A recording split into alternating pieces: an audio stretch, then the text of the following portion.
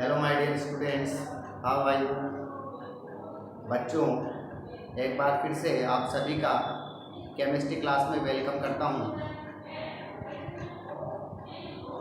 बच्चों, कल हमने एक new chapter structure of atom start किया था और इसमें मैंने आपको रदरफोर्ड का मॉडल और नील्स बोर का मॉडल दोनों के बारे में बताया था। रदरफोर्ड के मॉडल में Rutherford could not explain the position of neutron। दूसरा मैंने बताया था कि रदरफोर्ड जो है ये एटम की स्टेबिलिटी को नहीं बता पाया था कि अकॉर्डिंग टू मैक्सवेल इलेक्ट्रॉन जो है जब ऑर्बिट्स के अंदर रेगुलर रिवॉल्व करता है तो एनर्जी का एमिशन होता है और due to emission of energy इसका पाथ जो है वो हाइपरबोलिक होता चला जाता है और at last it will go down into nucleus में चला जाता है। But he could not explain the stability of atom. तो स्टेबिलिटी ऑफ एटम को नील्स बोर ने बताया था। इसी के बाद इसके अलावा रदरफोर्ड के मॉडल में एक लिमिटेशंस और थी कि Rutherford could not explain the spectrum of atom. इसने जो एटम का स्पेक्ट्रम बताया एक्चुअल में वो कंटिन्यूअस स्पेक्ट्रम था, बट नील्स बोर ने जब इसको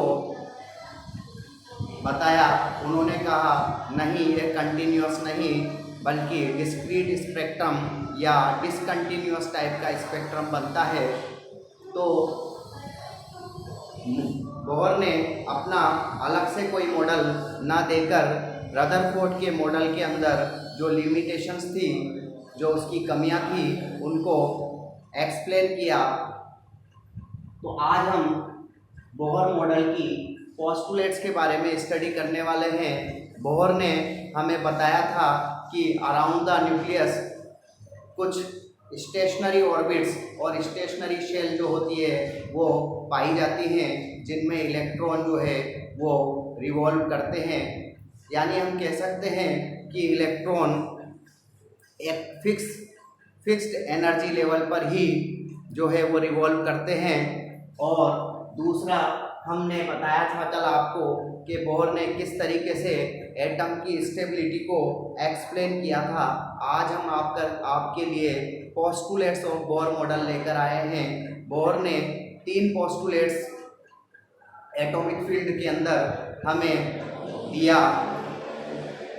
These postulates are very important in field of atomic structure।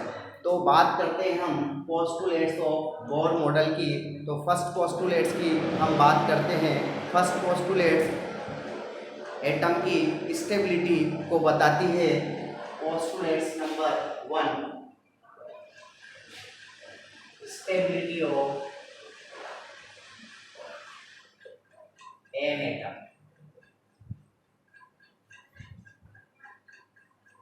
इसी के अंदर मैंने आपको बताया था कि अकॉर्डिंग टू मैक्सवेल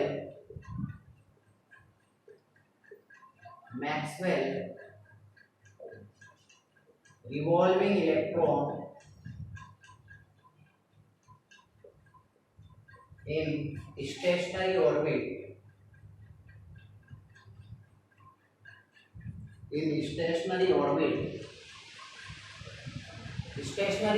वो होती है जिसका एनर्जी फिक्स होता है, fixed energy level. According to Maxwell revolving electron is stationary orbit. Electron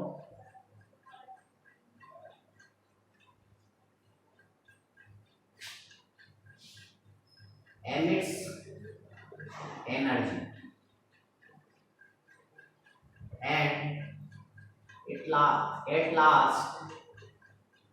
and at last it will go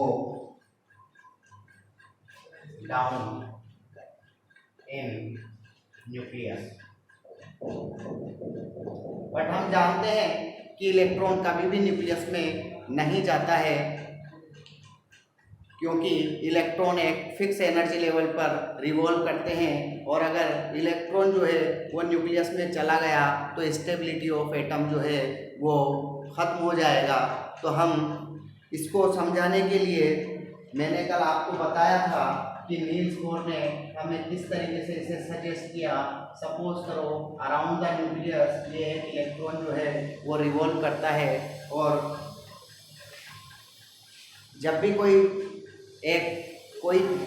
भी ऑब्जेक्ट एक सर्कुलर पाथ पर, एक स्टेशनरी पाथ पर जो है रेगुलर रिवॉल्व करता है, तो it will emits the energy. Emission, energy का एमिशन होता है, और due to emission of energy this path of electron will be hyperbolic and at last it will go in nucleus and stability of atom will end। But ऐसा नहीं होता। इसको Niels Bohr ने बताया था कि इस रिवॉल्व करते हुए इलेक्ट्रॉन पर दो टाइप का फोर्स ऑफ अट्रैक्शन वर्क करता है, जिसे हम सेंट्रीपिटल और सेंट्रीफ्यूगल फोर्स के नाम से जानते हैं। तो ये इन दोनों फोर्स का जो मैग्नीट्यूड होता है वो इक्वल होता है। मैग्नीट्यूड इक्वल होने की वजह से mv square equal to R is equal to Z square upon R square होता है। यानी ये हमारे पास सेंट्रीपिटल फोर्स होता है और ये सेंट्रीफ्यूगल फोर्स होता है। ये nuclear this force is operate due to the attraction of nucleus on electron, जबकि ये जो फोर्स होता है आउटर की तरफ लगता है, जिसकी वजह से जिसे हम ग्रेविशनल फोर्स के नाम से भी जानते हैं। तो दोनों फोर्स का जो मैग्नीट्यूड है वो बराबर होने की वजह से इलेक्ट्रॉन जो है वो अपनी एक फिक्स ऑर्बिट के अंदर, फिक्स स्टेशनरी ऑर्बिट के अंदर ही रिवॉल्व करता है। ऐसा first postulate is given by Bohr model. तो यहाँ हम कह सकते हैं कि mv स्क्वायर 1r से 1r कैंसिल कर देते हैं, 1r से 1r मर गया, जेड स्क्वायर अपॉन r।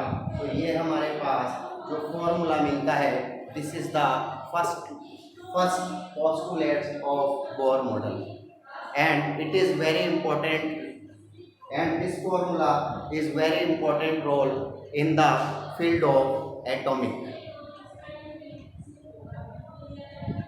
इसी के बाद हम बात करते हैं इसकी सेकेंड पोस्टुलेट्स की। तो जब हम बोहर के सेकेंड पोस्टुलेट्स की बात करते हैं तो बोहर कहता है एंगुलर मोमेंटम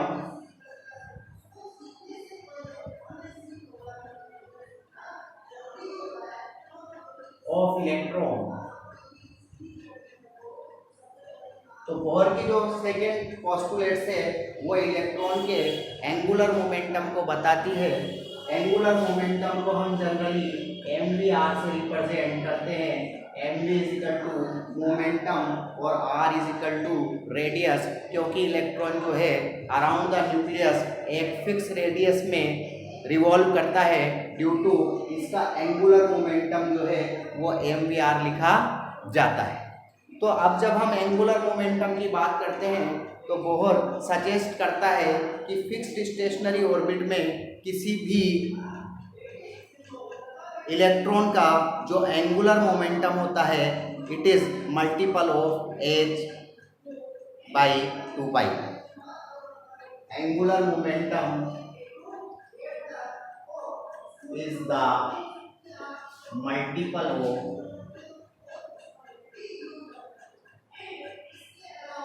h/2π। तो बोहर ने हमें सजेस्ट किया कि किसी भी स्टेशनरी ऑर्बिट के अंदर उस फिक्स एनर्जी लेवल के अंदर जब कोई इलेक्ट्रॉन रिवॉल्व करता है तो उसका एंगुलर मोमेंटम जो आता है it is the multiple of h/2π। h/2π होता है। यहाँ h जो है प्लांक कांस्टेंट होता है जिसका value 6.62 into 10⁻⁻34 joule into second होता है। मल्टीपल से हमारा क्या मीनिंग है कि एक्चुअल में इलेक्ट्रॉन जो है एक फिक्स्ड सर्कुलर पाथ पर रिवॉल्व करता है, यानी इन सारी जो शेल्स हैं और जो ऑर्बिट्स हैं इनका एनर्जी फिक्स होता है। फिक्स होने की वजह से यहाँ ऐसा नहीं है कि H/2π का यहाँ अगर हम this is 1 2nd 3rd and 4th number का ऑर्बिट हमारे पास है। अगर हम फर्स्ट ऑर्बिट के अंदर इलेक्ट्रॉन का एंगुलर मोमेंटम जानना चाहते हैं तो इट इज H/2π होता है, जबकि अगर हम सेकेंड ऑर्बिट के अंदर इलेक्ट्रॉन का मोमेंटम निकालना चाहते हैं तो ये 2H/2π होता है। इसी तरीके से अगर हम थर्ड ऑर्बिट्स के अंदर इन एंगुलर मोमेंटम जानना चाहते हैं तो ये 3H/2π होता है। फोर्थ ऑर्बिट के अंदर 4H/2π होता है। इसका मतलब यहाँ हम कह सकते हैं angular momentum of electron is a multiple of H/2π और NH/2π, यानी यहाँ पर n is the integers number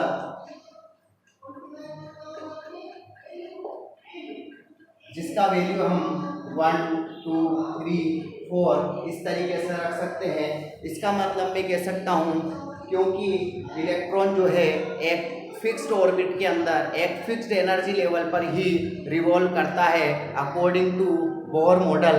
due to this reason यहाँ कभी भी किसी भी इलेक्ट्रॉन का एंगुलर मोमेंटम लाइक 3.5/2 H/2π नहीं हो सकता, यानी फ्रैक्शनल वैल्यू में हमें एंगुलर मोमेंटम उसका नहीं मिलेगा। It is always be integers of n, यानी नंबर ऑफ n का वैल्यू हम रखते चले जाएंगे और किसी भी पर्टिकुलर शेल के अंदर जो है हम उसका एंगुलर मोमेंटम बता सकते हैं। तो जो हमारे पास बोर का जो सेकंड पोस्टुलेट्स निकल कर आता है वो होता है MVR is equal to NH/2π। n is equal to integers number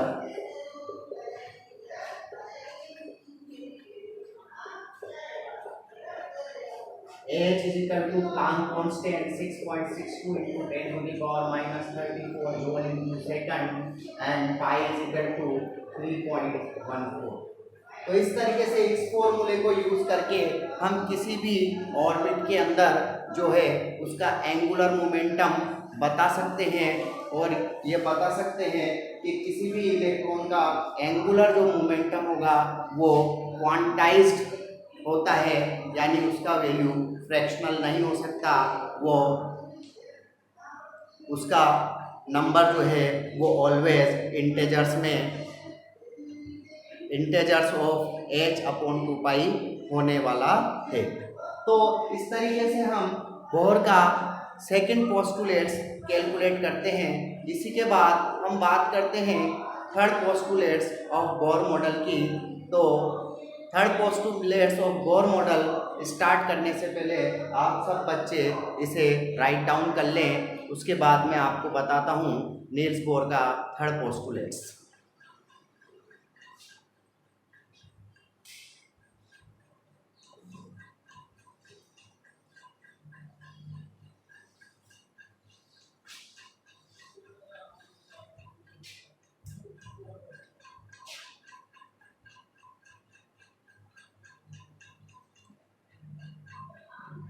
third postulates of Bohr model हमें सजेस्ट करता है कि एनर्जी का एमिशन और एब्जॉर्प्शन किस फॉर्म में होता है। तो emission of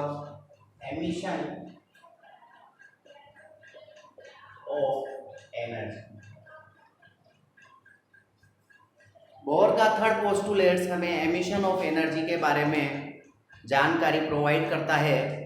emission of energy suppose होता क्या है, ये कहता है कि जब भी इलेक्ट्रॉन जो है वो किसी लोअर एनर्जी लेवल से हायर एनर्जी लेवल पे जंप करता है, तो कोई भी इलेक्ट्रॉन जो है या कोई भी ऑब्जेक्ट अपने आप को मिनिमम एनर्जी में स्टेबल करता है। ड्यू टू दिस रीज़न जब ये इलेक्ट्रॉन हायर एनर्जी लेवल से दोबारा लोअर एनर्जी लेवल के अंदर जंप करता है, तो during the jumping it will emits energy को एमिट्स करता है। तो यहाँ जब एनर्जी का एमिशन होता है, this emission of energy in the form of radiations, यानी ये जो एनर्जी है ये रेडिएशंस की फॉर्म में निकलती है, जिन्हें हम इलेक्ट्रोमैग्नेटिक वेव्स के नाम से भी जानते हैं। और इस इलेक्ट्रोमैग्नेटिक वेव्स या रेडिएशन एनर्जी का जो डिफरेंस होता है बोथ द एनर्जी लेवल्स के बीच का होता है। तो किस तरीके से, सपोज हम यहाँ एक एटम की बात करते हैं, ये हमारे पास कोई एटम है और इसके अंदर ये कुछ हमारे पास ऑर्बिट्स हैं, first orbit, second orbit, third orbit, fourth orbit की हम बात कर लेते हैं। सपोज करो एक इलेक्ट्रॉन यहाँ मौजूद था, अब ये इलेक्ट्रॉन कुछ एनर्जी, सपोज हमने इसको हीट किया, यहाँ से जब हमने इसको हीट किया तो एटम्स का जो इलेक्ट्रॉन था ये अपनी लोवेस्ट एनर्जी को छोड़कर एक पर्टिकुलर एनर्जी को गेन करता है, और एक पर्टिकुलर एनर्जी को गेन करने के बाद ये सपोज करो किसी एक फिक्स एनर्जी लेवल के अंदर चला जाता है। सपोज करो ये थर्ड एनर्जी लेवल के अंदर चला गया, लेकिन जब कूल होता है, ठंडा होता है, तो it will emits the energy को एमिट्स करता है due to gain of stability, क्योंकि कोई भी ऑब्जेक्ट और इलेक्ट्रॉन ऑलवेज अपने आप को मिनिमम एनर्जी पर स्टेबल करते हैं। तो यहाँ हम due to stability of electron, ये इलेक्ट्रॉन जब यहाँ से वापस अपनी लोवेस्ट एनर्जी लेवल के अंदर जंप करता है, तो एक एनर्जी को एमिट्स करता है, एनर्जी एमिट्स। इसी तरीके से एनर्जी का एमिशन या एनर्जी का एब्जॉर्प्शन भी होता है। कई बार अगर कोई इलेक्ट्रॉन एनर्जी एब्जॉर्ब करता है तो लोवेस्ट एनर्जी लेवल से हायर लेवल एनर्जी में चला जाता है, और जब वो एनर्जी एमिट्स करता है तो higher energy level to lower energy level आता है। अब इन बिटवीन जो ये एनर्जी का एमिशन हुआ, ये एक लाइट की बंडल की फॉर्म में होता है, बंडल ऑफ लाइट की फॉर्म में होता है जिसे, और एक रेडिएशन की फॉर्म में होता है जिसे इलेक्ट्रोमैग्नेटिक वेव के नाम से जाना जाता है। तो यहाँ सपोज करो इस लेवल का एनर्जी E1 और इस लेवल का एनर्जी E3, इसका E2, इसका E4। तो जब हम यहाँ एमिशन ऑफ एनर्जी देखेंगे तो टोटल एनर्जी जो इलेक्ट्रॉन का आएगा वो E3 माइनस E1, यानी इन दोनों लेवल का जो डिफरेंस होगा, इन दोनों एनर्जी लेवल का जो डिफरेंस होगा वो टोटल उसका एनर्जी होगा। हम कह सकते हैं कि जो एनर्जी होती है तो del E2 minus E3, suppose करो यहाँ पर इलेक्ट्रॉन की एनर्जी -13.6 -13.4 है और यहाँ पर 0.54 है, तो हम कह सकते हैं कि थर्ड लेवल का एनर्जी हमारे पास -0.54 माइनस एंड -13.6, ये एनर्जी जो है हमारे पास ये निकल कर आएगा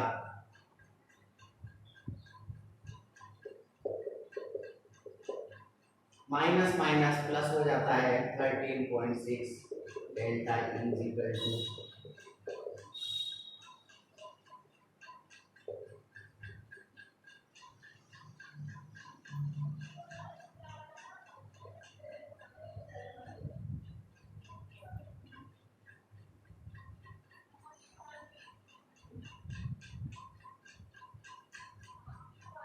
13.06 इलेक्ट्रॉन वोल्ट। तो इस तरीके से हम किन्हीं भी कोई भी दो एनर्जी लेवल के बीच में कितना एनर्जी का डिफरेंस आने वाला है इस फॉर्मूले के थ्रू हम इसको बता सकते हैं। यहाँ पर हम इसको इस तरीके से लिख देते हैं, delta E is equal to E2 minus E1। यहाँ E2 is equal to energy of higher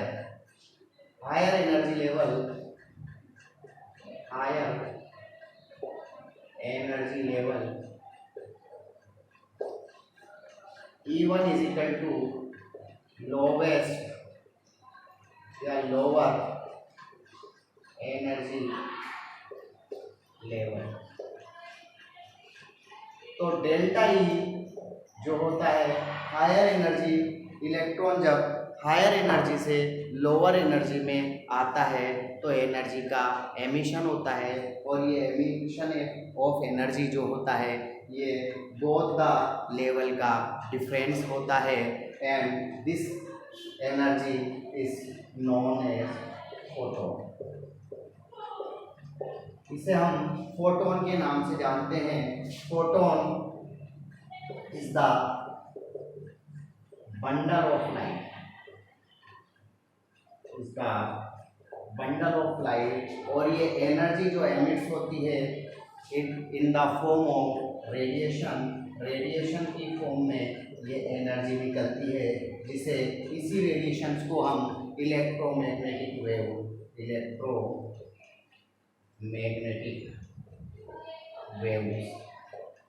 नाम देते। तो एक्चुअल में एनर्जी का एमिशन और एब्जॉर्प्शन जो होता है एक बंडल ऑफ लाइट की फॉर्म में होता है, जिसे हम रेडिएशंस नाम देते हैं और इलेक्ट्रोमैग्नेटिक वेव्स नाम देते हैं। तो इस तरीके से हम जान सकते हैं कि बोहर की थर्ड पोस्टुलेट्स जो है दो एनर्जी लेवल के बीच में डिफरेंस को बताती है, और बताती है कि एनर्जी का एमिशन जो होता है ये एक रेडिएशंस की फॉर्म में होता है, जिसे हम इलेक्ट्रोमैग्नेटिक वेव के नाम से जानते हैं। तो यहाँ जो हमारे पास थर्ड पोस्टुलेट्स थी इलेक्ट्रोमैग्नेटिक वेव, जो थर्ड पोस्टुलेट्स थी ये एमिशन ऑफ एनर्जी को हमें बताती है, या हम एब्जॉर्प्शन ऑफ एनर्जी को भी ये पोस्टुलेट्स जो है वो सजेस्ट करती है। तो इस तरीके से हम जो है बोहर की डिफरेंट पोस्टुलेट्स को यूज़ करके इसके ऊपर वैरायटी ऑफ क्वेश्चंस जो है हमें केमिस्ट्री के अंदर देखने को मिलते हैं। They are very important